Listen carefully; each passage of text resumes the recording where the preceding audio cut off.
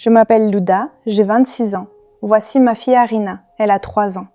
Quand j'avais 11 ans, ma mère m'a placée dans un orphelinat. Quand Arina est née, j'ai eu une dépression postpartum. Il se trouve que ma mère souffrait de schizophrénie. Eh bien, maman était très distante émotionnellement à cause de sa maladie, comme détachée. Elle disait toujours « Je ne t'aime pas, je ne te voulais pas, tu es de trop ». À un certain moment, nous avons eu un beau-père. Au début, tout allait bien, puis il a commencé à nous maltraiter, ma sœur et moi. Enfin, pas nous deux, mais moi. Elle a commencé même à rire. C'est comme si, à cause de sa maladie, ça la faisait rire. Et je me souviens très bien que je pleurais beaucoup, je criais « maman, maman ». Et elle, elle riait. En fait, je voulais de l'attention. J'ai commencé à me comporter très mal. Je fuyais la maison, je volais de l'argent. J'ai commencé à fréquenter de mauvaises personnes. En gros, je séchais les cours, j'étudiais pas. En fait, j'essayais d'attirer l'attention par tous les moyens possibles. Une femme de l'école, une assistante sociale, est venue et a dit « Vous n'arrivez pas à la gérer, signez un acte d'abandon ». Et on m'a tout de suite emmenée dans un foyer. Je suis restée au foyer jusqu'au procès. Le procès a eu lieu et mon père est aussi venu au tribunal. Lui aussi a dit qu'il m'abandonnait. Il a dit cela et ils ont tous deux perdu leurs droits parentaux. C'est alors que je suis allée dans le 8e orphelinat. Et en as-tu déjà parlé avec ta mère ? Elle a dit à son fils « Tu es méchant, je n'arrive pas à te gérer. » Mais comment peut-on dire des choses aussi horribles ?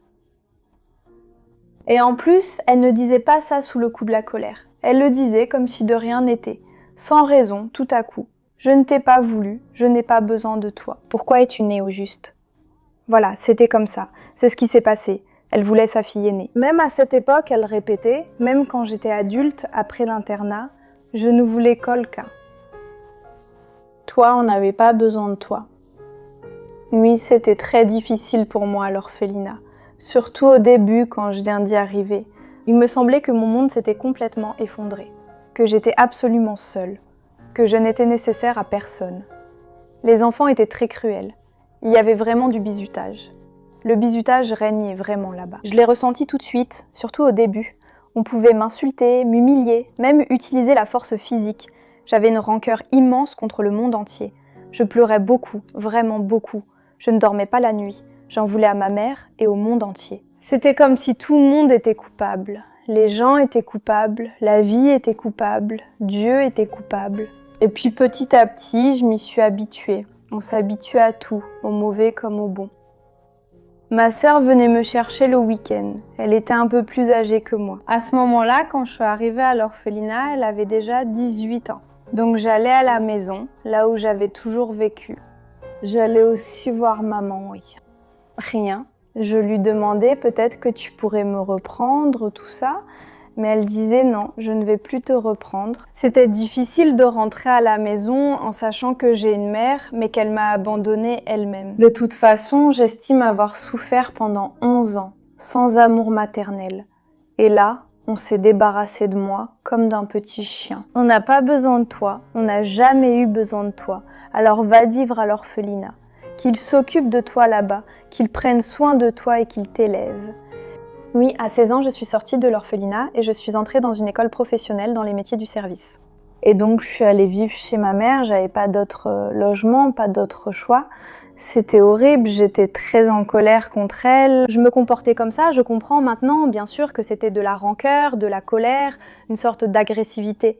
J'avais une seule question, pourquoi tu m'as fait ça ? Et vraiment, j'étais très dure avec elle. Je pouvais lui crier dessus, comme si je voulais me venger de tout ce temps-là. Et vous savez, je lui montrais à quel point j'avais souffert. J'ai rencontré mon mari au Nouvel An. Et presque tout de suite, 9 mois plus tard, nous nous sommes déjà mariés. C'est allé très vite. J'avais juste envie de m'enfuir, de trouver quelqu'un qui m'aimerait. 4 ans plus tard, je suis tombée enceinte d'une fille. J'étais très heureuse. Mais à l'approche de l'accouchement, peut-être à cause des hormones, je me suis mise à beaucoup m'inquiéter. Et si je n'aimais pas ma fille ? Je n'ai pas eu une bonne mère, alors je me disais que moi aussi je serais comme ça, que je ne pourrais pas aimer. Mes peurs se sont confirmées, j'ai accouché. Au début, tout semblait bien, c'était bien. Ma fille a ensuite eu une pneumonie du poumon droit. Quelque chose de très difficile s'est aussi produit à la maison, ce qui, je pense, a été un déclencheur. Arina, elle venait tout juste de naître, il fallait la nourrir.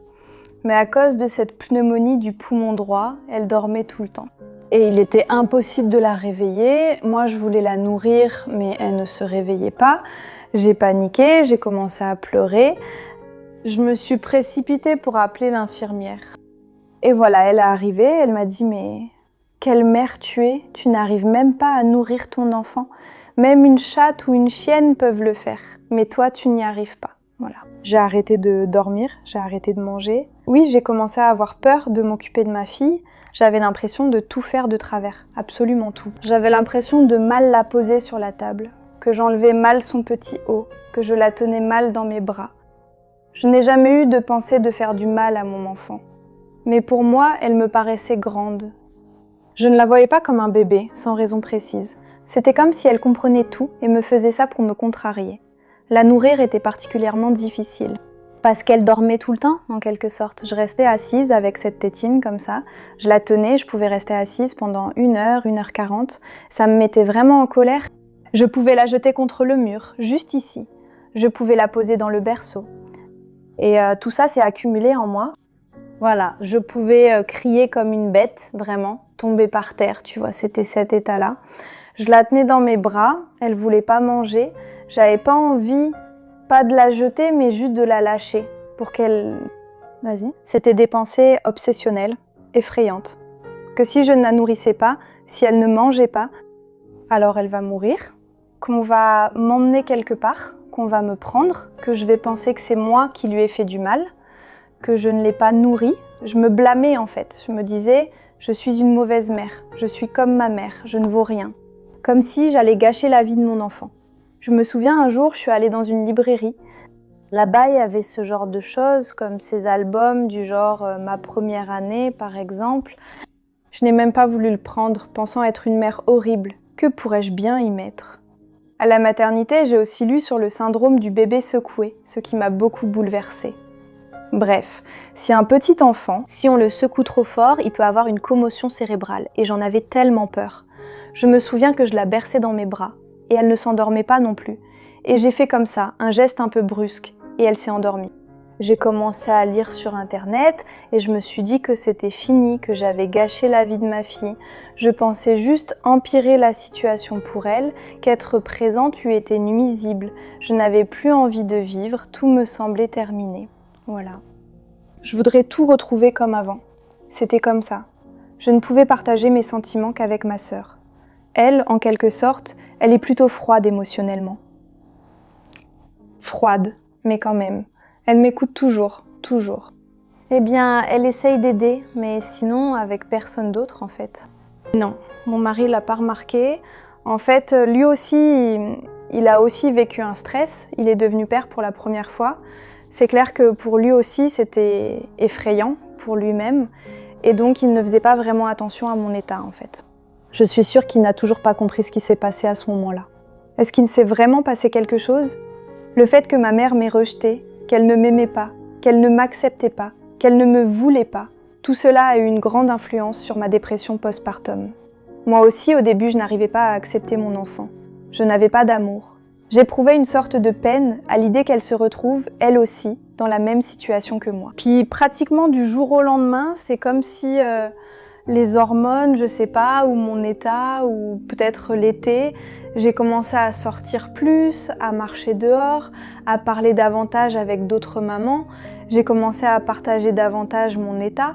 J'avais vraiment envie de raconter ce qui m'était arrivé, comme si, en partageant avec quelqu'un, ça me soulageait. Quand Arina a eu 6 mois, je pense que là, vraiment, j'en étais complètement sortie. Je la regardais. Je ne pouvais pas m'en lasser. Je ne pouvais pas arrêter de l'embrasser. Je ne pouvais pas arrêter d'avoir de la tendresse pour elle. À ce moment-là, j'ai eu une période où je voulais être avec elle vraiment partout, avec moi. Je ne voulais pas la confier à qui que ce soit. Que quelqu'un d'autre s'occupe d'elle, non, seulement moi. J'avais envie de la porter dans mes bras, de la serrer, de l'embrasser. Ma mère aimait beaucoup Arina, enfin voilà. Pour moi, c'était surprenant qu'elle l'admire autant, qu'elle ait de la tendresse pour elle, qu'elle la porte dans ses bras. Elle venait nous voir et nous aidait. Pour moi-même, en tant qu'adulte, c'était bien sûr blessant. C'est pourquoi je lui ai demandé, enfin, pourquoi. Pourquoi tu ne m'aimais pas comme ça? Je peux dire que ma mère, parfois, c'est comme si elle revenait à elle-même, sortait de sa maladie. C'était très rare. Elle devenait comme une femme ordinaire. Elle pouvait même pleurer, demander pardon. Enfin, c'est arrivé, je pense, une seule fois. Mais oui, ça s'est produit. Maintenant, j'ai déjà laissé tomber ce ressentiment envers elle. Il n'y a plus de haine ni d'agressivité. Tout cela s'est terminé. Je comprends que c'était une maladie mentale. Elle n'a pas choisi ce destin. Quand ma mère est morte, ma fille avait presque 2 ans. C'est arrivé de façon très inattendue. Ma sœur m'a appelée et m'a dit « Maman est morte ». Sa mort a été terrible. Elle s'est étouffée. Elle était seule à la maison et personne n'a pu l'aider. Retrouvée seulement quelques jours plus tard, c'est sa locataire qui l'a découverte. À cette période, on se parlait bien et un jour, quand elle partait, je l'ai regardée. Je ne sais pas, j'ai eu le sentiment que c'était la dernière fois que je la voyais. Je l'ai regardée comme ça, mais pour une raison quelconque, elle ne s'est pas retournée. Je lui ai dit « Au revoir maman, au revoir maman ». Et elle est juste partie, elle est partie comme ça. Voilà, c'est tout. Eh bien, c'est dommage, ma maman aussi a eu une vie comme ça. Pas très heureuse, c'est pour ça. Quand Arina grandira, je lui raconterai mon histoire, juste pour qu'elle ne répète peut-être pas ce que j'ai vécu, même si je ne pense pas qu'elle le fera, parce qu'elle grandit dans des conditions complètement différentes. Et son papa et moi, on l'aime beaucoup. Voilà pourquoi. Eh bien...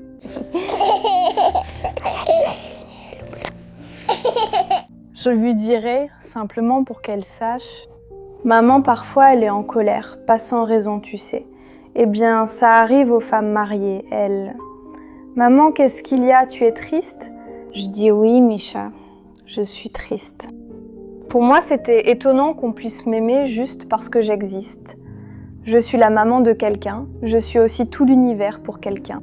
Maintenant, je comprends que je suis une bonne maman, que je suis meilleure que ma propre mère, que j'aime mon enfant, que je m'en occupe, enfin, je suis juste comme ça. Je l'admire, c'est tout. On ne peut pas expliquer avec des mots à quel point on peut aimer son enfant, et c'est ça le plus important. Je comprends que la maternité a complètement changé ma vie. C'est un amour inconditionnel, tout simplement. C'est comme ça. Tu n'aimes pas ton enfant pour quelque chose, parce qu'il est bon, ou parce qu'il... Pas parce qu'il est beau ou merveilleux, mais parce que c'est ton enfant, c'est tout. Il me semble que ma Arina est la meilleure de toutes. J'ai changé, j'ai arrêté d'être aussi aigrie. Être maman quand on n'a pas ressenti l'amour de sa propre mère, c'est difficile. Mais c'est possible, grâce à son enfant. Ce sont eux qui nous apprennent à aimer, à comprendre, à pardonner, à vivre pleinement et à se réjouir des petites choses.